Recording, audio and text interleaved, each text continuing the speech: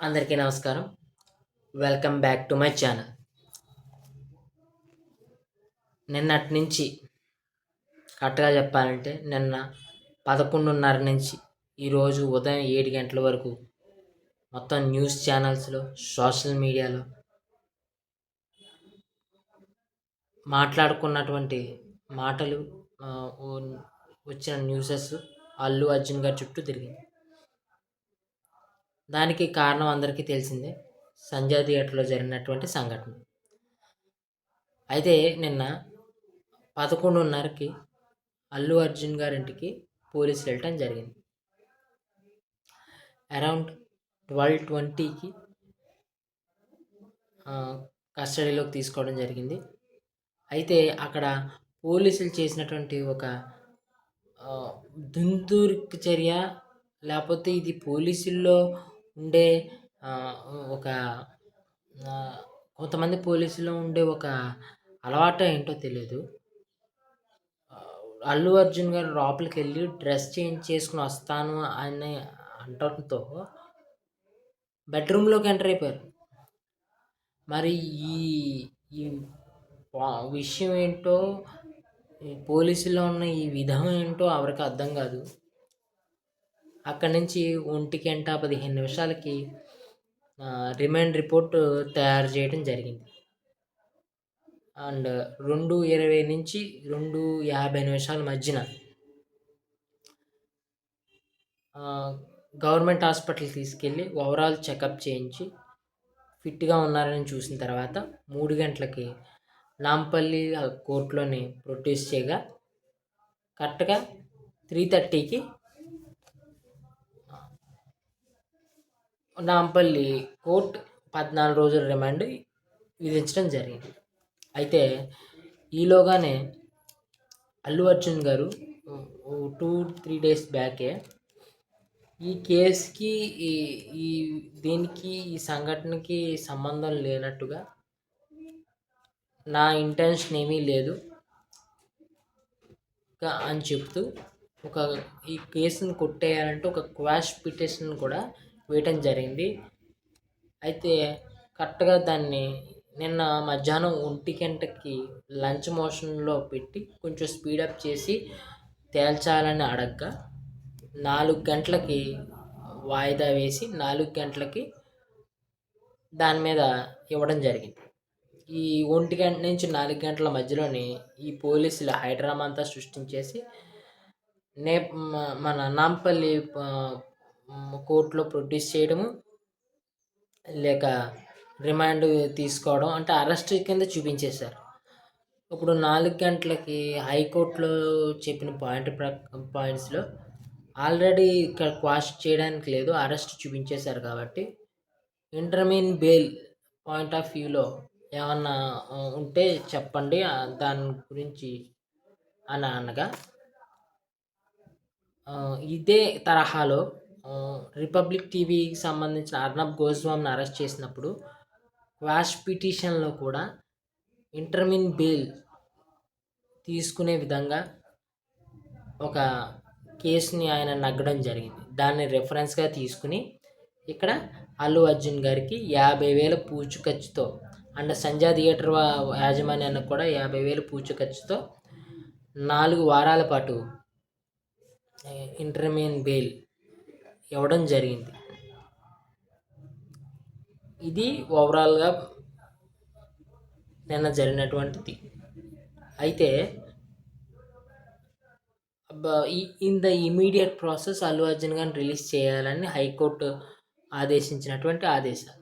అయితే ఇక్కడ చెంచలగూడలో మాకు కరెక్ట్ ప్రాసెస్లో జడ్జిమెంట్ రాలేదు, అండ్ ఇప్పుడు 11 అయిపోయింది కాబట్టి ఇప్పుడు రిలీజ్ చేయలేము, రేపు రిలీజ్ చేస్తామని నిన్న జైలర్ చెప్పగా ఇవాళ ఉదయం 7 గంటలకి అల్లు అర్జున్ గారిని రిలీజ్ చేయడం జరిగింది.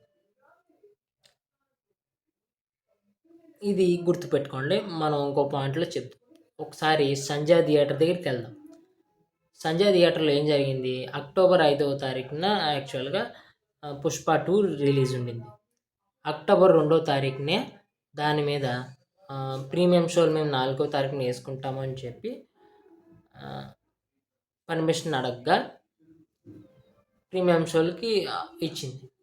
తర్వాత సంజయ్ థియేటర్ ఇలాగ హీరో హీరోయిన్లు కూడా ఈ సినిమా చూడడానికి వస్తున్నారు అని ఇంకొక పిటిషన్, ఐ మీన్ నోటీస్ని, పర్మిషన్ నోటీస్ని అడిగింది. అయితే ఇచ్చారు అని సంజయ్ థియేటర్ అంటోంది. పోలీసులు ఏమంటున్నారు, మేము ఇవ్వలేదు, ఎందుకంటే మాకు అవగాహన ఉంది, వాళ్ళు కనుక వస్తే ఇక్కడ క్రౌడ్ ఎక్కువైపోయి ప్రాబ్లం క్రియేట్ అవుద్ది కాబట్టి రావద్దని చెప్పాము అని పోలీసులు చెప్తున్నటువంటి మాట. అది పక్కన పెడితే ఇప్పుడు ఈ రేవతి గారి విషయానికి వద్దాం. ఆ రోజు ఏం జరిగింది, థియేటర్కి 2.5 కిలోమీటర్ల దూరం నుంచి అల్లు అర్జున్ గారు రోడ్ షో చేసుకుంటూ వచ్చిన విధానం. ఆ రోడ్ షోకి పర్మిషన్ లేదని పోలీసులు ఆ పాయింట్లో అల్లు అర్జున్ గారిని ఫిక్స్ చేసే ప్రయత్నం చేశారు. అంటే ఆ పాయింట్తో వాదనతో చెప్పే ప్రయత్నం చేశారు గవర్నమెంట్ తరఫున లాయర్. అల్లు అర్జున్ గారు చేసినటువంటి బిగ్ మిస్టేక్ అది. ఎందుకంటే ఆయన అక్కడి నుంచి రోడ్ షో చేసుకుంటూ వచ్చి ఆయన ఒక 500 మందిన 1000 మందిన అక్కడి నుంచి తీసుకురావడం, ఈ థియేటర్లో కనీసం ఒక 500 మంది ఎక్కడున్నా ఈ రేవతి గారి బిడ్డ లోయర్ బెంచ్లో, అంటే లోయర్ కింద ఉండటంతో ఆ పుషింగ్లో ఈ సంఘటన జరగటం జరిగింది. ఆ తొక్కిసలాట, ఆవిడ చనిపోవడం, లేకపోతే ఈ పిల్లవాడు ఇప్పటికీ వెంటిలేటర్లో ఉండటం అనేది జరిగింది. అక్కడ ఇంకో విషయం ఏం చెప్తున్నారంటే, ఈ పబ్లిక్తో పాటు పోలీసులు కూడా అల్లు అర్జున్ వైపు పరిగెట్టారు, కానీ ఈ లోయర్ కంపార్ట్మెంట్లో కంట్రోల్ చేసే విధంగా పోలీసులు కూడా చేయలేదు అనేది పోలీసుల మిస్టేక్గా చెప్తున్నారు. అండ్ అల్లు అర్జున్ గారు కూడా ఆ రోజు ఆయన అలా వచ్చేది తప్పు, క్లియర్గా తప్పు. ఆయన సింపుల్గా అప్పుడు సినిమా మీరు చూడాలనుకుంటున్నారు అనుకుంటే ఏం చేసి ఉండొచ్చు, చాలామంది హీరోలు చేస్తున్నట్టుగా సైలెంట్గా వచ్చి థియేటర్లోకి ముందుగా వెళ్ళిపోయి ఇంటర్వెల్లోని ఫ్యాన్స్ని అందరినీ పలకరించి సినిమా అవడానికి ఒక 5 నిమిషాలు 10 నిమిషాల ముందు మీరు సైలెంట్గా వెళ్ళిపోయి ఉంటే ఈరోజు ఈ సమస్యే లేదు. ఇది అల్లు అర్జున్ గారు చేసినటువంటి మిస్టేక్. పోనీ మిస్టేక్ జరిగిపోయింది, ఈ సంఘటన జరిగిపోయింది అనుకున్న తర్వాత అల్లు అర్జున్ గారి దగ్గర నుంచి కూడా ప్రాపర్ ఈ ఇన్సిడెంట్ మీద ఆయన రియాక్ట్ అయింది లేదు. రియాక్ట్ అవ్వాలి. 48 అవర్స్ తర్వాత ఒక బ్యాక్గ్రౌండ్ మ్యూజిక్ పెట్టుకుని ఒక వీడియో రిలీజ్ చేసి గుడ్ విల్నెస్గా 25 lakhs ఇస్తాము, ఇది జరగకూడని సంఘటన అని చెప్పారు. అండ్ దానికి తగ్గట్టుగా ఈ 48 అవర్స్లో అల్లు అర్జున్ గారు ఏం చేశారు అంటూ కొన్ని సక్సెస్కి సంబంధించిన సెలబ్రేషన్స్ చేసుకున్నారని ట్విట్టర్లో కూడా కొన్ని వీడియోస్ సర్క్యులేట్ అయ్యాయి. ఒకవేళ అవి నిజమైనప్పటికీ ఆయన 48 అవర్స్ అలా వెయిట్ చేసి ఉండకూడదు. సంఘటన జరిగిన వెంటనే ఆ పొద్దున్నే వారింటికి వెళ్ళిపోయి, రేవతి భర్త గారి ఇంటికి వెళ్ళిపోయి ఆ అబ్బాయిని మంచి సూపర్ స్పెషాలిటీ హాస్పిటల్లో లైక్ అపోలో, మనకి ఆ రామ్ చరణ్ గారు ఉపాసన గారికి సంబంధించి అపోలో అవైలబుల్ ఉంటుంది కాబట్టి అలాంటి సూపర్ స్పెషల్ హాస్పిటల్లో ఈ అబ్బాయిని జాయిన్ చేసేసి ఈయన ఆరోగ్య బాధ్యతలు కానీ లేదా ఈ అబ్బాయి ఫ్యూచర్ని కానీ నేను చూసుకుంటాను, ఆ చనిపోయిన రేవతి గారికి ఇంకోండి కాంపన్సేషన్గా ఇది ఇస్తున్నాను అని మీరు వెళ్ళినా, లేకపోతే మీ పుష్ప టీం ప్రొడక్షన్ వాళ్ళని పంపించిన ఈరోజు మీ మీద ఈ కేసు ఉండకపోదును అండ్ ఇంత దూరం రాకపోదును. ఇది మీరు చేసినటువంటి ప్రాపర్ ఏంటంటారు రెస్పాన్స్ లేపడం అనేది మీరు చేసినటువంటి మైనస్. ఇంకా రేవంత్ రెడ్డి గారి విషయం దగ్గరికి వద్దాం. ఇది న్యూస్లో కానీ లేకపోతే సోషల్ మీడియాలో కానీ వస్తున్నటువంటి పాయింట్ ఏంటంటే, ఇది రేవంత్ రెడ్డి గారు ఫిక్స్ చేశారు అల్లు అర్జున్ని, 3 పాయింట్స్ మీద ఫిక్స్ చేయడం జరిగింది. అదేమిటంటే, ఒకటి, అల్లు అర్జున్ గారు సక్సెస్ మీట్‌లో రేవంత్ రెడ్డి గారి పేరుని మర్చిపోయినట్టుగా ఒక పాయింట్ ఉంది. అటు డిప్యూటీ సీఎం పవన్ కళ్యాణ్ గారు, లేకపోతే ఆహ్, ఆహ్, ఆంధ్రప్రదేశ్ సీఎం గారి పేరు చెప్తూ, ఇటు రేవంత్ రెడ్డి గారి పేరు మర్చిపోయారు. అది ఈగోకి తీసుకున్నారు రేవంత్ రెడ్డి గారు, అదొక పాయింట్. అలాగే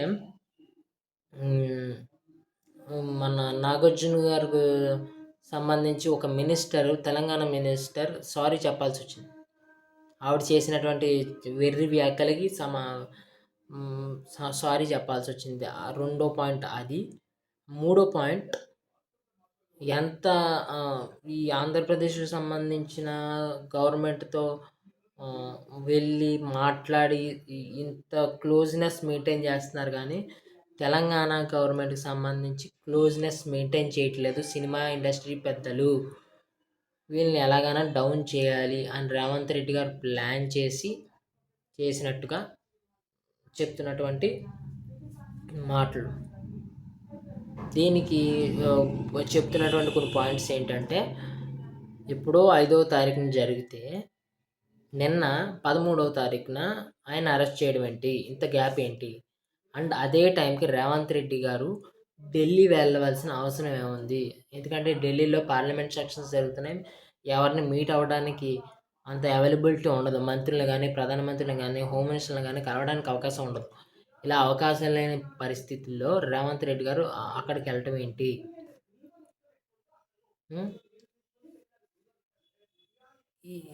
ఇదంతా ఒక కుకింగ్ చేసి రేవంత్ రెడ్డి గారు ఫిక్స్ చేశారు. అందుకే ఆన్ ద ఇమీడియట్ బేసిస్ విడుదల చేయాలి. ఎవరిని? అల్లు అర్జున్ గారు అని ఒక కోర్టు కాపీ వచ్చినప్పటికీ అందులో నీకు డిస్టర్బెన్సెస్ ఉన్నాయి, లేకపోతే సరిగ్గా ఆర్డర్ రాలేదు అని చూపిస్తూ వన్ నైట్ని డిలే చేసి మార్నింగ్ రిలీజ్ చేయడం జరిగింది. ఇలాంటి యాక్చువల్గా మీకు తెలిస్తే పొలిటికల్గా ఇలాంటివి జరుగుతాయి.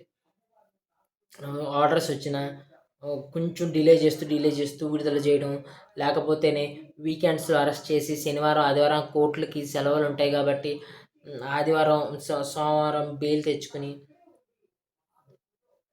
ఇలాగా పెట్టుకుంటూ ఉంటారు. సో ఈ రకంగానే రేవంత్ రెడ్డి గారు కూడా ఫిక్స్ చేశారు అని అంటున్నారు. ఒకవేళ ఇది మనకి ఫ్యూచర్ చెప్పుద్ది. ఇది రేవంత్ రెడ్డి గారు ఫిక్స్ చేసింది అంటే కనుక తెలంగాణ నెక్స్ట్ ఎలక్షన్స్లో ఒక పెద్ద ఆయుధాన్ని ఆయన ఎదుర్కోవాల్సి వస్తుంది. అదే పవన్ కళ్యాణ్ గారు. దానికి సిద్ధమైపోయి చేసుకుంటే బాగుంటుంది.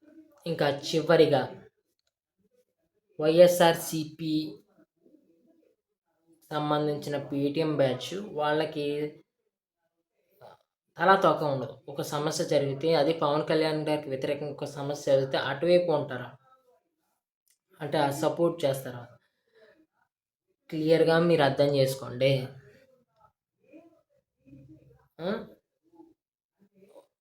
మీరు పీకేది ఏం లేదు.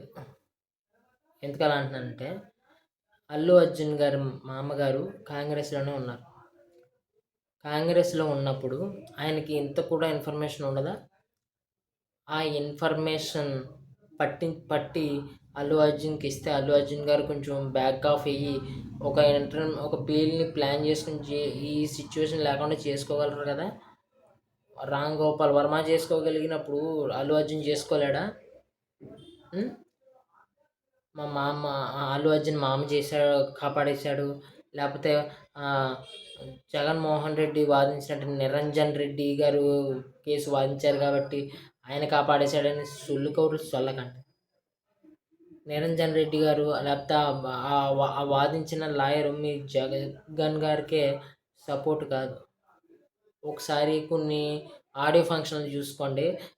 చిరంజీవి గారికి ఎంత దగ్గర ఫ్యాను ఆయన, లేకపోతే ఏంటో ఇవన్నీ తెలుసుకోండి. దాన్ని బట్టి అదోది ఎవరు దీన్ని అంతా మెయింటైన్ చేశారు. ఏదో అల్లు అర్జున్ గారు నంద్యాల మీటింగ్కి వెళ్ళారు. తర్వాత కళ్యాణ్ గారు నగ్గిన తర్వాత కూడా ప్రాపర్ అంటే ప్రాపర్ రికగ్నైజేషన్ లేదని మెగా ఫ్యాన్స్ లేకపోతే జనసేన కార్యకర్తలు కొంచెం ఫీల్ అయ్యి ఇప్పుడు దాకా ట్రోల్ చేశారు. కానీ నేను చూశారు కదా, అల్లు అర్జున్ గారు అనుకున్నటువంటి ఆర్మీ ఏ రకంగా సపోర్ట్ చేసిందో ఇవన్నీ చూశారు కదా. ఇక్కడతో ప్రాబ్లమ్స్ అన్నీ సాల్వ్ అవుతాయి, వాళ్ళు కలిసిపోతారు. కొన్ని రోజులు పోయిన తర్వాత మెగా ఫ్యాన్స్ జనసేన కార్యకర్తలు కూడా ఈ విషయాన్ని మర్చిపోయి కలిసిపోతారు. ఇది పప్పులు అయ్యేది మీరే. సో కంట్రోల్ చేసుకోండి. ఈ వీడియో కనుక నచ్చితే లైక్ చేసి షేర్ చేసి సబ్స్క్రైబ్ చేయండి. Thank you.